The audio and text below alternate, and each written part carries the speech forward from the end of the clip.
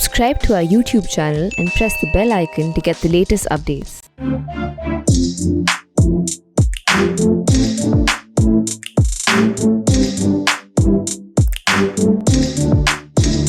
Hello and welcome to Softcover, the print's platform to launch books online. At a time, physical launches have become difficult due to the coronavirus pandemic. I'm Ramya Nair. The book that we are launching today is a Rupa publication.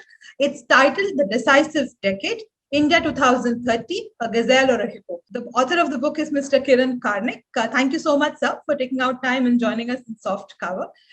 The book talks about how important this decade is for India and how India would be perceived in 2030, whether it would be perceived as a gazelle, as in a sleek, fast-moving, agile, or will it be perceived as a hippopotamus, which is large, bulky, but also aggressive and slow-moving. So this is what the book is about. Mr. Karnik is a well-known face from the industry. He's a Padma Shri awardee.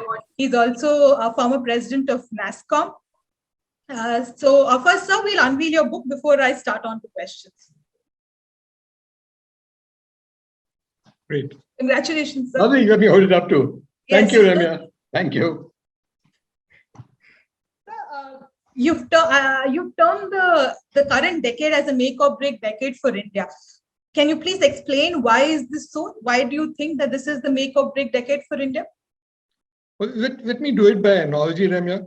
If you look back at India's history, in many ways, the decade after independence, I would say after we became a republic from 1950 to 1960, rough days, just around that decade, set the pattern. That was the time when we set a policy of, say, non-alignment, when we set the economy on a certain course, which was supposedly socialist. We created the infrastructure not only of industry, but indeed of educational institutions, which then came up in the 50s and later 60s, the IITs, the IIMs, a whole lot of other things. So in many ways, that was a decade which raised the foundation for, I would say, the next 50 years in many ways. Yes, some policies changed, some other things did change, but laid the foundation.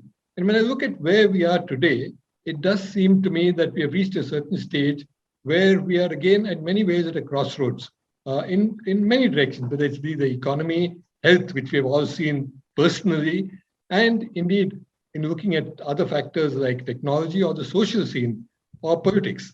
And therefore, what we do in the next few years, and I would say the next decade, would in many ways shape where we will be for the rest of this century. And of course, if I can jump ahead a little bit, I'm taking an optimistic view and saying this decade we will do so well that this will be in many ways, at least the second half of the century will certainly be India's century. Right. How important you've delved on democracy and importance of institutions. How important are institutions if India does have to capitalize on this decade? Well, I think they're key because, when you look at any of the countries in the path of development, many things have shaped it. But one key factor has been what you might call the social capital, the infrastructure of the social, unseen, non-physical dimensions, which is really about institutions, about relationships, about governance, about trust. And the more strong our institutions are, be they the institutions of governance, the institutions of checks and balances, media, civil society, a whole host of them. That is what, to me, drives a country forward and sets the base, not just for the economy, but indeed for what kind of country and society we are. But there is a feeling that systematically some institutions have weakened over the last few years. What is your take on it? What more can be done to strengthen these institutions? Very frankly, I think the institutions have definitely weakened. I mean, whether it be the parliament or the various executive agencies which are controlled, as they always have been by the government, but which had a great amount of independence and were seen to be so. Now there are questions. Some of the questions are, rhetoric, some are political, but I don't think that any thinking person very objectively would doubt that the perceived independence of these institutions, which is important because it's perception that matters, be it the Election Commission, the Supreme Court, our various investigation agencies, whatever they are, or Parliament. I think they've taken a bit of a beating. We don't see debates in Parliament. We just see a lot of, almost as on TV, unfortunately, we see a lot of screaming and shouting and very little debate and discussion. And, I think that's not the direction. But I do think, again, as I said, I'm an optimist. I do think that we're bottoming out. I think people recognize the importance of institutions and maybe the use or misuse over the last few decades has reached the stage where both people and the government, whichever political party is in power, begins to see that, look, this is not in the national interest. And there are many, many people who have, I would say, a vast majority of the people who have the country's good at their heart rather than just politics of power. And so I look at rebuilding them. Now, what needs to be done, the second part of your question, it's tough because, this is intangible. You can't put your finger on it. And again, I would go by analogy, which many of us, certainly those who have been around for 30, 40 years would remember. The Election Commission was always good and impartial, but it never had the force of perceived impartiality till Mr. Seshan came and took charge. Now, he had his style, he had his, you might say, even showmanship, whatever you call it. But the fact is, the popular perception, the Election Commission suddenly became strong and independent of all political parties and indeed of the government in power, and was seen as being truly taking a view for the people and for fair elections. And, with no aspersions being cast, over the last years, slowly, that has decreased. Let me just put it mildly and say that has decreased. Many of these perceptions, as I said, are politically colored. But, I think it's a fact which will be accepted that in the general perception, the Election Commission is not what it used to be. Just one example. And I think you can take this across for many of our institutions in the country. Right. But once, institutions lose their eminence, lose the tag of independence, how does it, do you think that it can be regained? Well, I think it can. And again, I'm not just being an optimist in this. And that is why by choice, I picked that example. Because, as I said, the Election Commission was always respected. But one person in just a few years transformed it. One person. The others were the same. There was no change in the system. There was no new law. There was nothing created. Many people have talked of electoral reform. There was no major reform in Mr. Seshan's time. But suddenly the perception changed. So I do think that, individuals make a difference. And one person, maybe a team, it's not just individual driven necessarily, but yes, one individual who's determined and wants to do something can make a change. And therefore my optimism that, these things can change, well, if not overnight, certainly in the matter of months, not years. Right.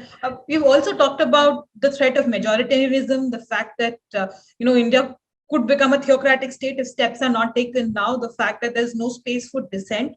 What kind of a role will this play? You've also alluded to the need for social harmony going forward. Well, I've by intention painted a possible dystopian image, you might see, or a scenario which looks at what might happen. And I've given examples of how other countries have slowly slid into that. And I think we are far, far from that. But the trend is not very good. We've not necessarily been always what you might call, in a good sense of the term, a secular state. We've always had problems of, somebody or the other perceiving one community, one religion or the other being more favored than the other. And there've always been stuff. But I think there's been a general sense of the government's perceived fairness and independence. Perceived, again, I stress the word. And if I take an extreme, because I do respect him a great deal despite the criticism that goes around now, Mr. Nehru would be very careful in differentiating between his personal beliefs and religion versus what the state did. Today, that's completely changed. I think the state itself indulges in many things which may be good, but which are perceived as being pushing or favoring a certain kind of thing. And the electoral politics has made it worse by becoming very much a kind of majoritarian, identity-driven thing.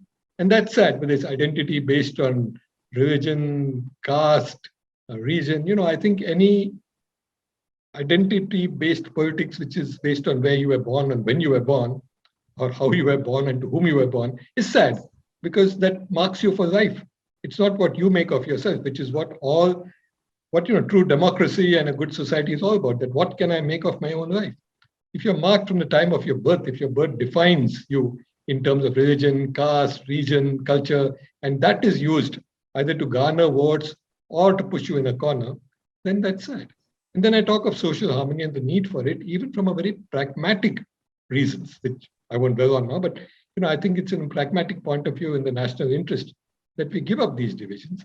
And again, as an optimist, I feel that many, many people are seeing this and seeing through it. Yes, it is used for electoral politics, but I'm not sure it's beginning to pay the kind of dividends it seemed to have done. Especially when you see the current election results. Also, on the economy, you have a chapter on the economy. Do you think that this government has been more talk and less action on reforms, or has there been tangible steps that have been taken in the right direction when it comes to economic reforms? Well, I'm not an economist, but as party as Yemen, as party who's looked at the economy for many years and been, you might say, the subject of it, uh, I think the government has put in place a number of laws that are very positive that can take the economy forward. The way of doing that has not necessarily been good institutionally, as I mentioned earlier. One would have liked debates in parliament, discussion back and forth, instead of ramroding even a good law through. And we've seen the consequences of that. You might debate the farm laws, till, since we talk of farm, till the cows come home. But, there's no doubt that in terms of who is affected, it is clearly a small minority of the farmers who are seriously affected. The others are to some extent, and therefore a good discussion and debate might have seen them through. But your basic question, yes, I think we've moved in a direction which is generally positive, except one major concern, which is not to do with this government, which has happened, I would say, certainly since 1991, that, in chasing growth and every day quoting a GDP figure and using that as a target of where we want to be, we've forgotten equity. I don't see politicians from any party talking about the number of people below the poverty line. I see them all talking of growth and either praising what the government has done and either, tom-tomming its propaganda or its figures, or criticizing the figures and saying terrible. And then you say, look, it was minus, 9% in the year of the pandemic, whereas even the source of the pandemic, which was hit hard, China had a positive growth. And then you go back and forth on that. Hey, I'm not interested in that. Tell me how many people you removed from poverty. Tell me how much equity was reintroduced. Tell me how much more of the incremental gains we've made, which is substantial in the last 30 years, went to the billionaires and how much went to the bottom of the pyramid. And who debates that? Tell me which political party. Forget the government. I don't see even the opposition saying, hey, look what's happening in terms of figures. So I think that we need to change the framework of the debate, and that the policies, as I said, while they're moving the economy forward, which is not a bad thing at all, we need to do that. We've focused too little on what it means in terms of equity. We are a poor country with population which is, sometimes destitute and sometimes living hand to mouth. A recent study, for example, and you might have seen that by the Azim Premji University, says that 230 million people, 230 individuals, think of them, have been pushed below the poverty line because of the pandemic. Now, the pandemic may be, not in our control, but what are we doing about it? Yes, we are doing some cash transfer, which is very good. We're giving free grains, which is excellent. But tell me which of our policies for the future will ensure that this doesn't happen again? And I'm not seeing a policy framework which is looking at what we are doing for the bottom of the pyramid that will make a radical change and which will make incremental growth go disproportionately to the poor rather than the rich. Right. Is it also because there is no official data? Like you have data from World Bank, you have data from, all international institutions, universities, but there is no data in India, right? The last consumer expenditure survey was nearly a decade back. One in the middle was Shell. So we really don't even have data on where incomes of people are heading. So that's also one of the reasons probably why it is not part of the public discourse or why governments don't acknowledge them. I think very, very good point, Ramya. And, we love saying, and especially my technology friends and even politicians who are technology savvy, saying things like data is the new oil, that we need to protect data. We're concerned about data sovereignty and data flows. A lot of laws and debate on whether data should be stored in the country or no. If data is so important, shouldn't we collect more of it and more frequently and more easily? It's so easy to collect data now. And yet so many of our critical surveys, whether it's unemployment or labor statistics for, say, female employment or infant mortality or death rates, are either old, a few years old, or questionable.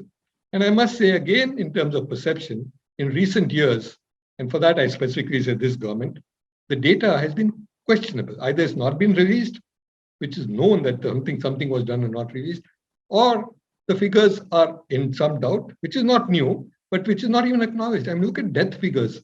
I don't know which expert will defend the death figures officially given by in all the states by COVID. Now they can say these are wrong, these are not all counted, therefore there's an error.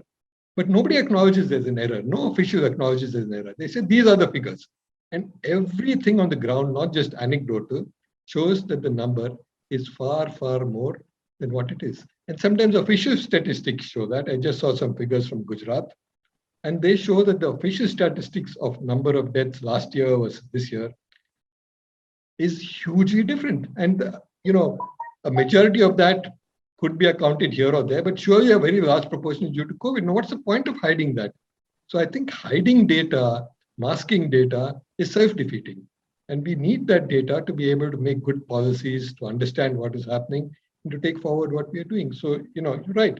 But again, to your overall point, even if the data is 2 years old, I think it's not so much that data is not there as the focus on it. I mean, whether it's dropouts from school or, female employment, there is data. Some of it may be questionable, some of it's old, but they're there. And the trends in these are indicative. I said, take female employment. There's no question that it has dropped. The female participation in the labor force, as it's called, has dropped. And there may be a number of reasons, some genuine, more people going to higher education, but clearly that's not the answer. So again, where are the policies that look at correcting this? Because this is not only something important for gender equity, it's critical for economic growth. Every study has shown that if you have more female participation in the labor force, then your economic growth gains will be higher. Plus, of course, there's a social impact of having somebody working and the equality that brings about in itself. Right. You've also talked about, the poor education outcomes that are there in India and the fact that there needs to, you've proposed abolishing UGC and the AICT. How do you think this is going to work, right? Because even in the new education policy, it seems very government-driven, very controlled. That's my problem. I think new education policy, authored by some real experts, says some really excellent and meaningful things. But finally, when it comes to the recommendations and how they'll be on the ground, they again put in place a strongly centralized, control-oriented academic bureaucracy. And I think that doesn't make sense for a country with India's diversity, size, and variation. And the whole point is you must allow universities autonomy to experiment, do their own courses, do something different, instead of trying to control it all centrally from one point. So I think, what we need is promotion of education, particularly in the higher education arena, rather than these multiple controls which are central and which have no meaning, and which sometimes get misused. There's been earlier a lot of talk about when in the boom in engineering colleges, for example, 15, 20 years back, there was AICT regulation and AICT used to send out teams recognizing them. And a lot of people made allegations, true or otherwise, that there's a great deal of corruption. True or otherwise, why should you have a system that requires this at all? Now, I'm not suggesting a free market. I'm saying you put some promotion and put in place sensible things like ratings, like comparisons, like much more transparency, and let students who by then are, 17, 18 years old, and their parents and guardians make a decision, provided they have all the information. They're not misinformed. And we're talking of higher education. We're not talking of entry into, kindergarten level with illiterate parents. We're talking of higher education, where a vast majority of the people entering higher education are from families that have had some education, that are a little knowledgeable, they've reached that stage. So if you have transparency and are able to say what it is, maybe a year or two, there will be some fly-by-night operators, which they are even today, but they will get dropped out instead of having this ridiculous control on everything, on every bit of the syllabus. And you should see the kind of orders that come in and directions that come from these institutions, and indeed from the ministry. They treat all these institutions as being part of their empire in some ways, of issuing a diktat to them, saying, do this tomorrow, I want you to undertake this. And then this goes all the way upwards to the bureaucracy, to the secretaries in the central government, indeed to the minister. And I think this is self-defeating. Elsewhere in the world where there are good universities, they have thrived on autonomy and independence. They're self-correcting and self-regulating. And the overall control, if any, is very light. The regulations are light touch, and they're not severe. Now, you can put in regulations or requirements for scholarships, for reservations, and that's a different category of things. But that's very different from trying to control, what courses, how many years. As you know, 2 years back or 4 years back, huge controversy on a 4-year undergraduate course, which Delhi University started. Why should the central government, the UGC, AICT, get into a Delhi University as very eminent academicians and people?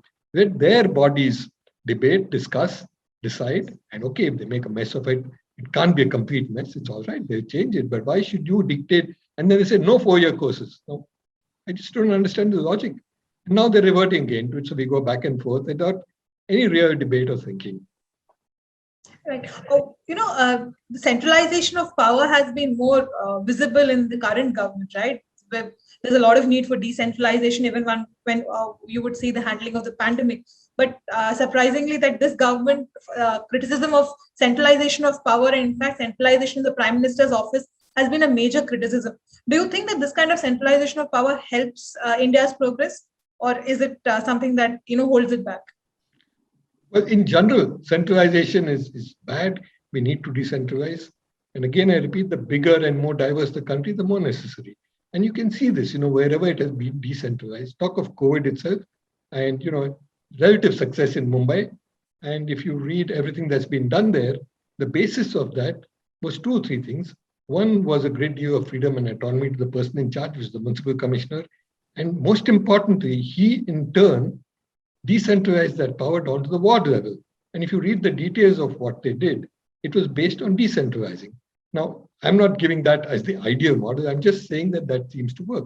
Now, decentralization does have its drawbacks because, decentralization can sometimes mean that people just take over and there's some individuals or groups that take dominant control and oppress everybody else, but it's rare. And the more you decentralize, the more you give rise to innovations, to answering local issues and local questions. And we've seen that wherever this has happened, this is good, which is the whole intent when the decentralization was introduced through some great amendments to the constitutions, which tried to decentralize power to panchayats and municipal bodies.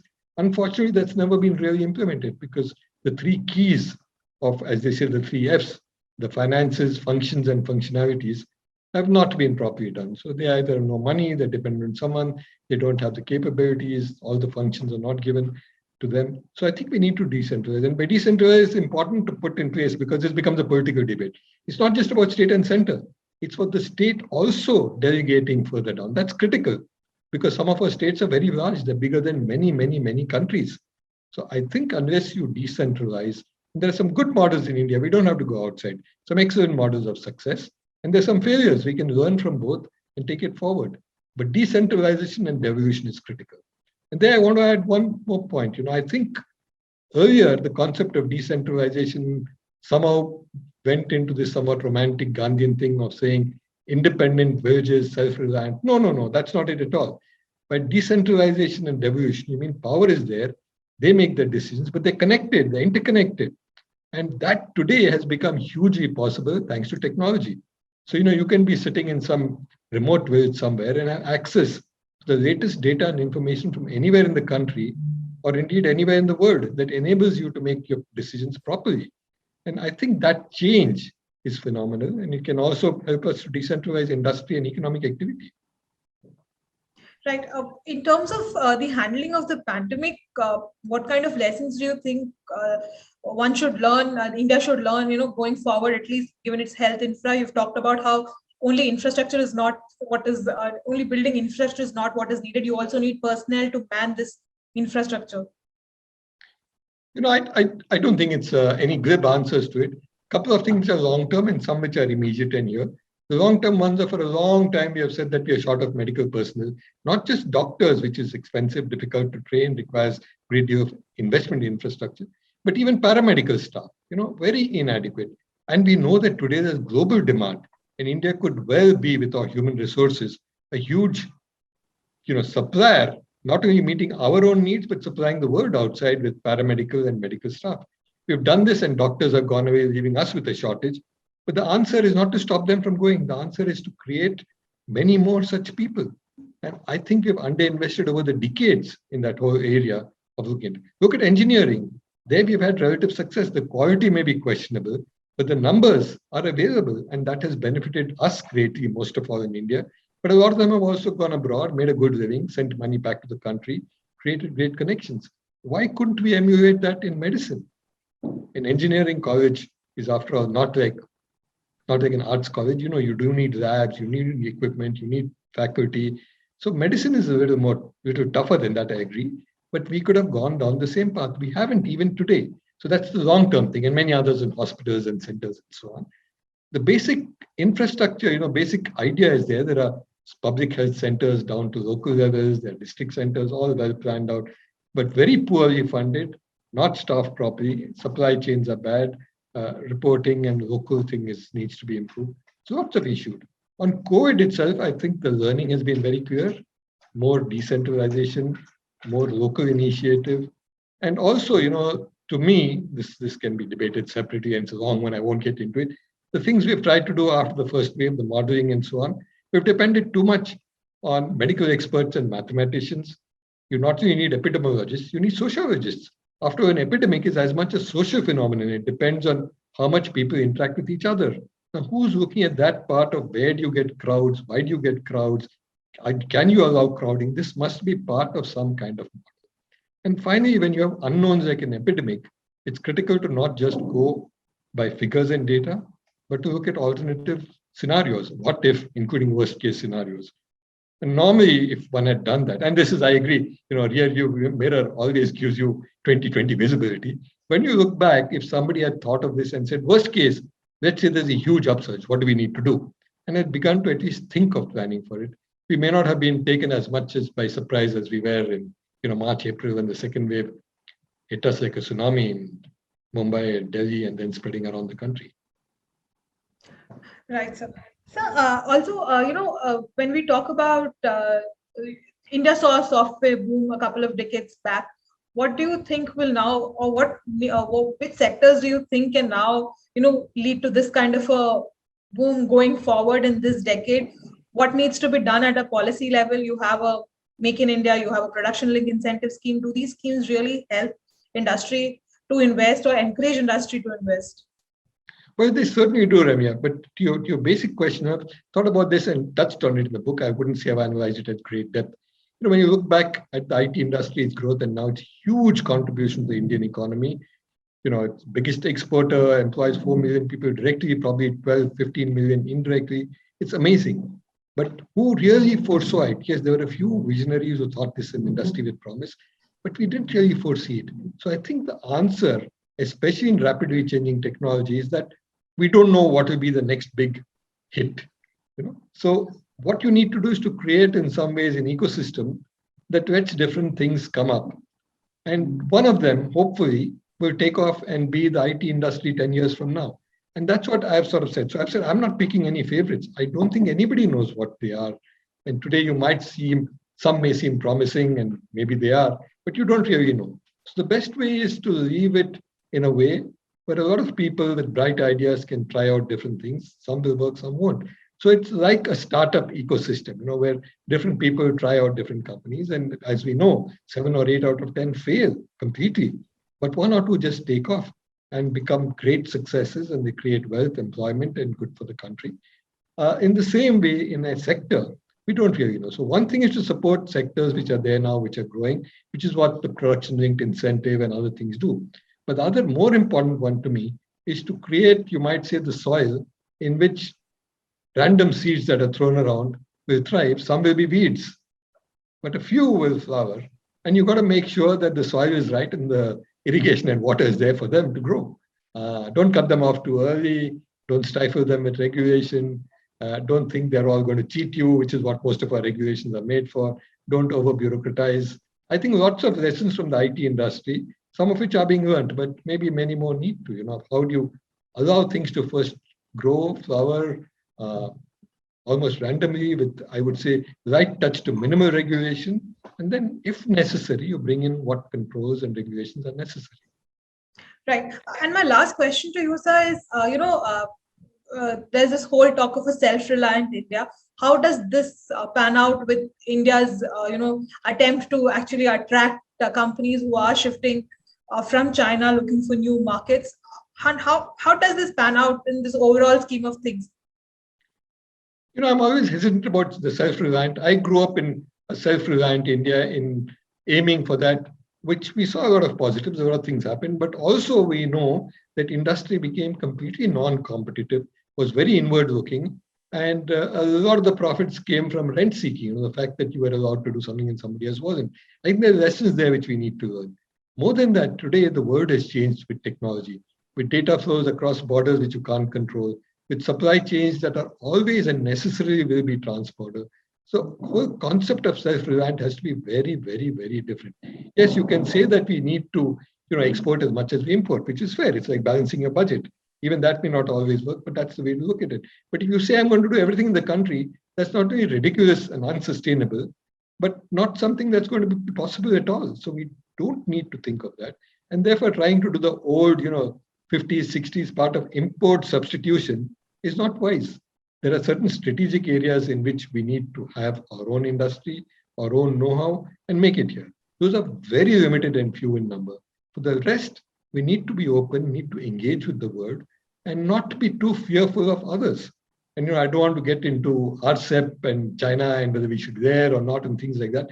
But clearly an openness and a self-confidence to say, yes, today we may be at the receiving end, but we can, give as much as we can take. The IT industry has proven that more than anything. As I said, lessons from the IT industry. Here's one. When competition came in, we didn't say stop the multinationals. We said, hey, we'll compete with them. And today we can say proudly that our Indian companies compete with the best global companies on the same footing. They've become global companies and they fear us as much as we might fear them. And you can see that in reactions to Indians going there or Indian companies going there from countries like the US. So I think that's the attitude we need to take, that if we look at it, we do what we must in the country, but we are not a closed economy. We are not a closed country. We want things to flow up and down, and we will participate in the whole international interchange and exchange on this, and we'll make sure that our national interests are well protected. Right. And before I let you go, just how did you zero down on the analogy of this gazelle versus a hippo? Well, it started, frankly, many, many years back. In fact, decades ago, when something which people are worried about now and talk about, I wrote about then. And that time I said that, hey, we have become porcupines. You touch and suddenly, we bristle.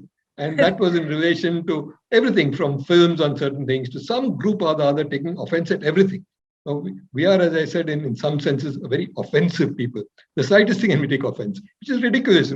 Take a joke, take humor thrown at you, take a bit of it thrown at your group as well as it's well-intentioned. So, the analogy of porcupine set me thinking and say, what do we want to be?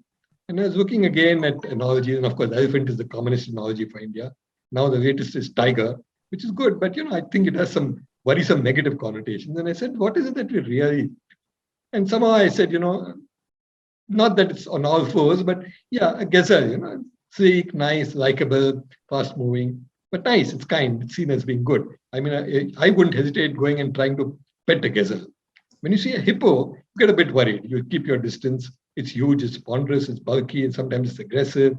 And I say, hey, what do we want to be viewed at, both looked at by ourselves? What's the self-image in the mirror? What do we see? And what do you want others to think of when they look at you?